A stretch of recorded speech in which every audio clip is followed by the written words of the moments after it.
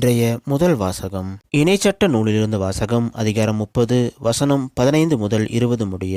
மோசே மக்களை பார்த்து கூறியது, இதோ பார், வாழ்வையும் நன்மையையும் சாவையும் தீமையையும் இன்று நான் உனக்கு முன்பாக வைத்துள்ளேன். அது இதுதான், இன்று நான் உனக்கு கட்டளையிடுகின்றேன், உன் கடவுளாகிய ஆண்டவர் மீது அன்பு பாராட்டு. அவரை பின்பற்றி அவரது வாழ்வில் நட, அவரது கட்டளைகளையும் நியமங்களையும் முறைமைகளையும் கடைப்பிடி. அப்போது நீ வாழ்வாய், நீ பழுகுவாய். நீ உடைமையாக கொள்ளப்போகும் நாட்டில் உன் கடவுளாகிய ஆண்டவர் உனக்கு ஆசி வழங்குவார்.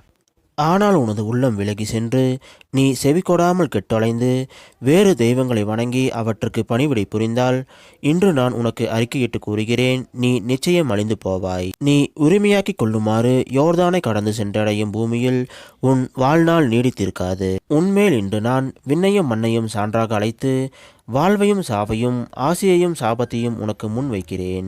நீயும் உனது வழித்தோன்றல்களும் வாழும் பொருட்டு வாழ்வை தேர்ந்து கொள்.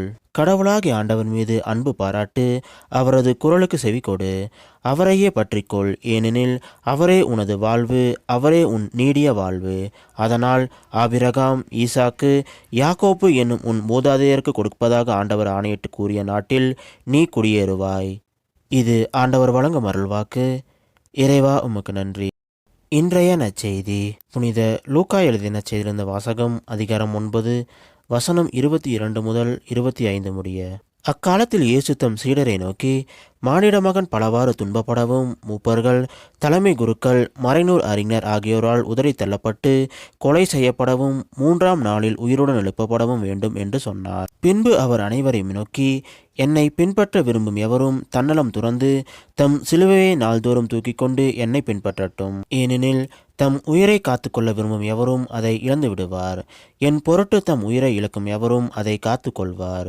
ஒருவர் உலகம் முழுவதையும் தமதாக்கி கொண்டாலும் வாழ்வையே இழப்பாரெனில் அவருக்கு கிடைக்கும் பயன் என்ன?